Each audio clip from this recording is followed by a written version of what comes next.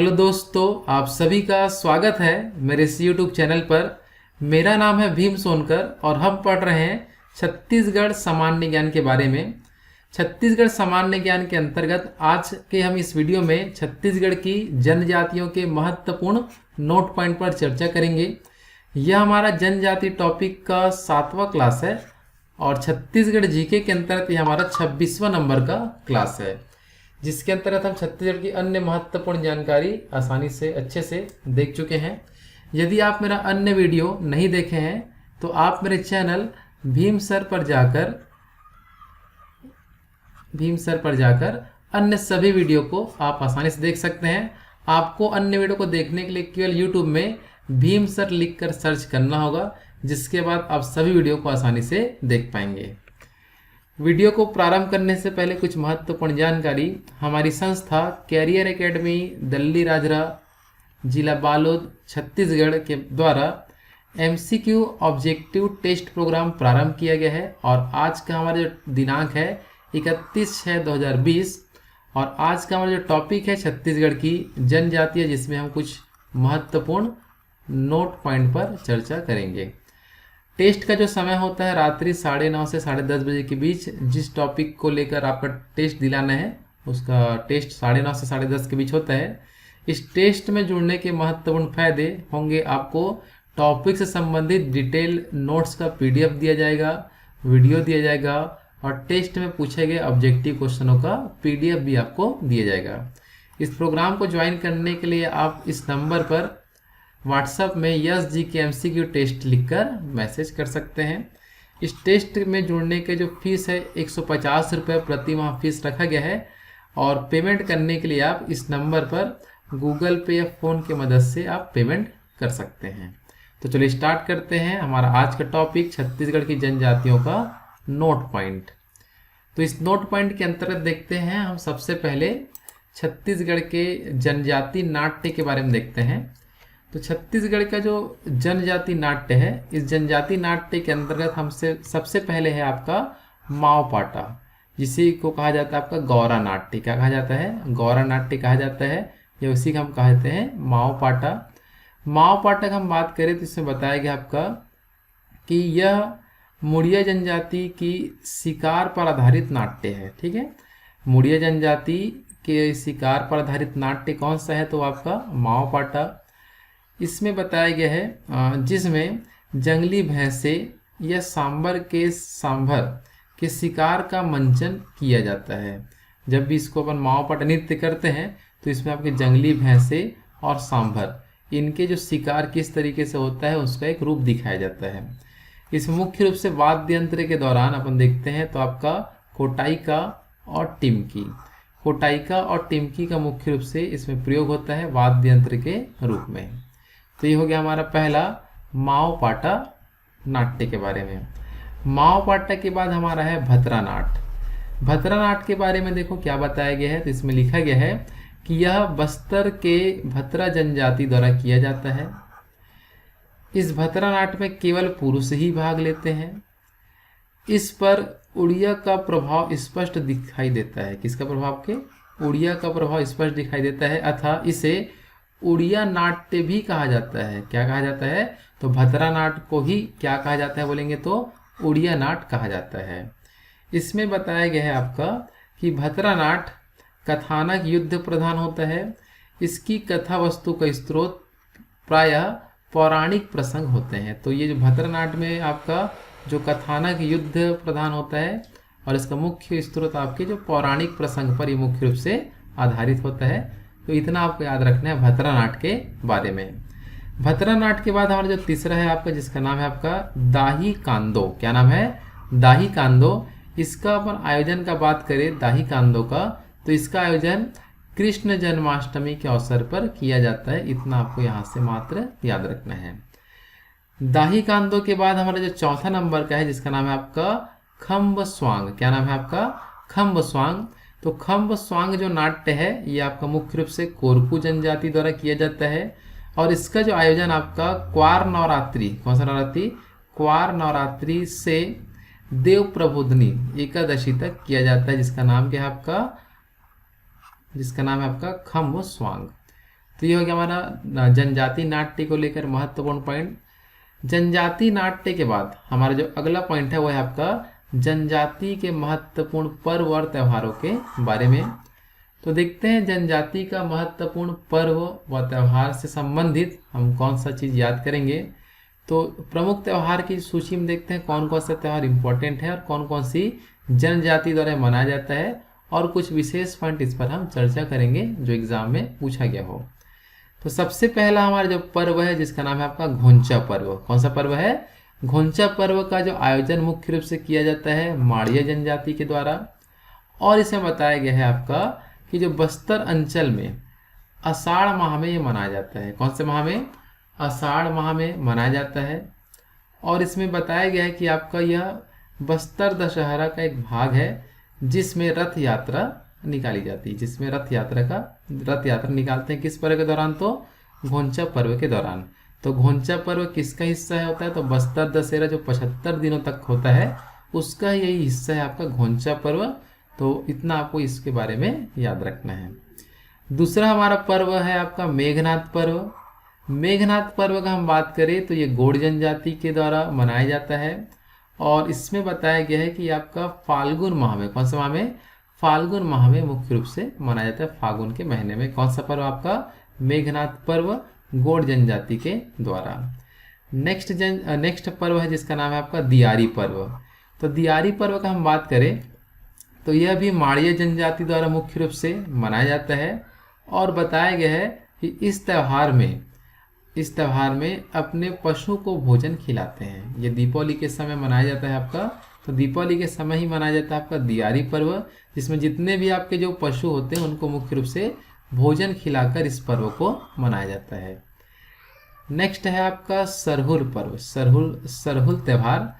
तो सरहुल जो पर्व है ये मुख्य रूप से उरांव जनजाति का पर्व है, और इसमें बताया गया कि साल वृक्ष में फूल आने के अवसर पर यह पर्व मनाया जाता है, जिसका नाम क्या है बता दो? सरहुल त्यौहार। नेक्स्ट है आपका नवाखाई पर्व। नवाखाई पर्व मुख्य रूप से गौड़ जनजाति के द्वारा मनाया जाता है, और इसमें बताया गया है आपका कि जो भादो माह, कौन सा माह? भादो पूर्णिमा के अवसर पर नया फसल आने पर मनाया जाता है। ठीक है, भादो पूर्णिमा के अवसर पर नया फसल आने पर यह मुख्य रूप से मनाया जाता है, जिसका नाम क्या है आपका? नवाखाई पर्व। नवाखाई पर्व के बाद नेक्स्ट है हमारा आमाखाई। आमाखाई पर्व भी मुख्य रूप से गौड़ जनजाति के द्वारा ही मनाया जाता है, और इसमें बताया गया है कि आम फलने के बाद इस पर्व के दौरान उसकी पूजा की जाती है। ठीक है, तो आम फलने के बाद पूजा जो की जाती है किस पर्व के दौरान? आपका आमाखाई पर्व। किस जनजाति के द्वारा? तो गौड़ जनजाति के द्वारा। नेक्स्ट है आपका काकसांड पर्व। कौन सा पर्व है आपका? काकसांड पर्व। काकसांड जो पर्व है ये मुख्य रूप से अबुझमाड़िया जनजाति के द्वारा मनाया जाता है, और इसमें बताया गया है कि आपका कि आम फलने के बाद इसमें भी आपकी पूजा किया जाता है। नेक्स्ट है आपका मड़ई पर्व। तो मड़ई जो पर्व है, मड़ई त्यौहार, यह मुख्य रूप से मुड़िया जनजाति और माड़िया जनजाति ये दोनों के द्वारा मनाया जाता है, और इसमें मुख्य रूप से आंगा देव की पूजा की जाती है। किसकी पूजा? आंगा देव की इसमें पूजा की जाती है। नेक्स्ट है हमारा माटी त्यौहार।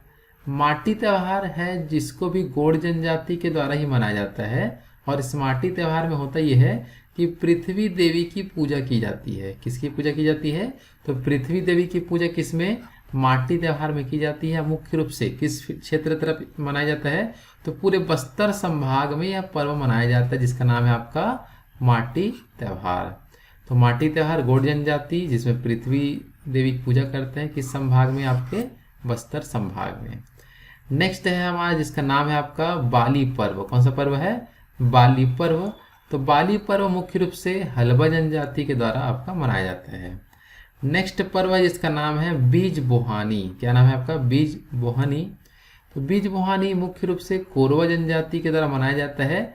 यह देखा जाता है कृषि के दौरान, मतलब कृषि के दौरान यह पर्व आयोजित होता है। जब कृषि वगैरह करते हैं उस समय आपका जो पर्व मनाते हैं उसको बोला जाता है बीज बोहानी। नेक्स्ट पर्व है जिसका नाम है आपका कोरा पर्व। कोरा पर्व का भी आयोजन कोरवा जनजाति द्वारा ही मनाया जाता है, और ये भी आपका कृषि के दौरान आयोजित होने वाला ये पर्व है। नेक्स्ट हमारा धेरसा पर्व है। धेरसा पर्व भी कोरवा जनजाति के द्वारा ही मनाया जाता है। ये भी कृषि के दौरान यह पर्व आयोजित किया जाता है। नेक्स्ट हमारा है लक्ष्मी जांगर पर्व।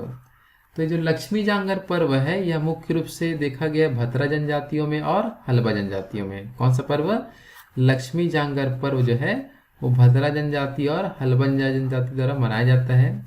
इसमें बताया गया आपका तीज के समय इसका मुख्य रूप से आयोजन होता है, जो आपका भाद्रपद मतलब भादों के माह में इसका आयोजन किया जाता है। कौन सा पर्व? आपका जो तीजा वगैरह जो मनाते हैं उसी दौरान ही आपका लक्ष्मी जांगर पर्व होता है, जो भतरा और हल्बा जनजाति के द्वारा मनाया जाता है। नेक्स्ट है हमारा कर्मा पर्व। कर्मा जो पर्व है यह मुख्य रूप से उराव जनजाति के द्वारा मनाया जाता है, और कर्मा पर्व मुख्य रूप से आपका भादो माह, कौन सा माह? भादो माह में मनाया जाता है। और ये जो कर्मा पर्व मुख्य रूप से देखने मिलता है सरगुजा क्षेत्र में। कौन से क्षेत्र में? सरगुजा क्षेत्र में देखने मिलता है। उसी प्रकार से हम देखते हैं जैसे यहाँ जो माटी त्यौहार था वो आपका बस्तर संभाग में देखने मिला था, वैसे ही कर्मा जो पर्व है मुख्य रूप से सरगुजा क्षेत्र में देखने मिलता है। ठीक है, तो ये हो गया हमारा छत्तीसगढ़ की महत्वपूर्ण जनजातियों के पर्व के बारे में। पर्व के बाद हम आगे देखते हैं पर्व के कुछ पॉइंट और जैसे देख सकते हैं, जैसे कि कुछ बताया गया घोंचा पर्व के बारे में। जैसे क्या बोलते हैं इसमें? रथ यात्रा। इस घोंचा पर्व के दौरान बताया गया है कि इसमें माँ दंतेश्वरी के प्रतीक स्वरूप मूर्ति को 16 पहियों के बड़े रथ में बैठाकर 2 बड़े बड़े रस्सों की सहायता से स्थानीय आदिवासियों के द्वारा श्रद्धा पूर्वक खींचा जाता है। किस पर्व के दौरान? तो घोंचा पर्व में रथ निकलता है जो 16 पहियों का होता है, जिसमें 2 रस्सों के माध्यम से वहाँ के स्थानीय निवासियों के द्वारा खींचा जाता है। और इसमें बताया गया कि भगवान जगन्नाथ की रथ यात्रा निकाली जाती है। ठीक है, किसकी? भगवान जगन्नाथ की रथ यात्रा निकाली जाती है। कुछ पॉइंट लक्ष्मी जांगर पर्व को लेकर बताया गया है, जैसे कि इसमें लिखा है लक्ष्मी जांगर पर्व बस्तर अंचल का गीत है जो भतरा जनजाति द्वारा गाया जाता है। इसमें पूजा के दौरान 3 अनिवार्य वस्तुएं, आपका जो घड़ा, सूपा, धनुष को शामिल किया जाता है, क्योंकि इसे इस पर्व की आध्यात्मिक प्रतीक माना जाता है। ठीक है, तो लक्ष्मी जांगर पर्व का आध्यात्मिक प्रतीक के रूप में हम देखते हैं घड़ा, सूपा और धनुष। इतना आपको यहाँ से याद रखना है। नेक्स्ट है हमारा धनकुल। इसमें बताया गया आपका लक्ष्मी जांगर में कि धनकुल नामक वाद्य यंत्र इस लक्ष्मी जांगर पर्व में के दौरान देखने मिलता है। तो लक्ष्मी जांगर पर्व में कौन से वाद्य यंत्र का उपयोग करते हैं? तो क्या बताएंगे? धनकुल वाद्य यंत्र का उपयोग यहाँ पर करते हैं। नेक्स्ट हम पर्व का बात करें तो हमारा है दियारी पर्व। दियारी पर्व के दौरान आप याद रखेंगे इस पर्व में बस्तर में दीपावली के दूसरे दिन मनाया जाता है। कौन सा पर्व? अपना दियारी पर्व। तो दियारी पर्व बस दीपावली के दूसरे दिन मनाया जाता है, और यह त्यौहार फसल की मतलब इस दियारी पर्व के दौरान होता क्या है? तो इसमें फसल की पूजा की जाती है। किसकी पूजा? फसल की पूजा कर इस पर्व को मुख्य रूप से मनाया जाता है। तो दियारी पर्व को लेकर हम इतने पॉइंट अच्छे से पढ़ सकते हैं। नेक्स्ट हमारा जनजाति के नोट पॉइंट वाला चैप्टर चल रहा है, जिसमें हमारा जो अगला पॉइंट है जनजाति शिल्प कला के बारे में। तो जनजाति शिल्प कला का हम बात करें तो जनजातियों का जो शिल्प कलाओं का अलग अलग देखने मिलता है, जिसमें सबसे पहला शिल्प कला है आपका मिट्टी शिल्प कला। मिट्टी शिल्प कला का बात करें तो इसमें बताया गया है कि यह आपका मुख्य रूप से रजवार भित्ति शिल्प कला है। और इसमें होता यह है कि घरों के दीवारों में विभिन्न प्रकार के निरूपण किया जाता है, जिसके प्रमुख जो शिल्पकार के रूप में आपके छितरूराम और देवनाथ, ये 2 यहाँ से प्रसिद्ध है। और जो मिट्टी शिल्प कला मुख्य रूप से सरगुजा क्षेत्र में बनाया जाता है। किस क्षेत्र में? सरगुजा क्षेत्र में यह मुख्य रूप से बनाया जाता है। जो CGPSC 2015 के एग्जाम में पूछा गया है कि मिट्टी शिल्प कला किस क्षेत्र में बनाया जाता है, क्या बताओगे? सरगुजा क्षेत्र में बनाया जाता है। नेक्स्ट हमारा धातुओं से देखते हैं, कुछ चीज बनाते हैं जिसको हम बोलेंगे धातु शिल्प कला। तो धातु शिल्प कला के अंतर्गत हम बात करें तो यहाँ आपका जो घड़वा लोहा या ढोकला, ये मुख्य रूप से दो चीज़ों से मुख्य रूप से बनाया जाता है।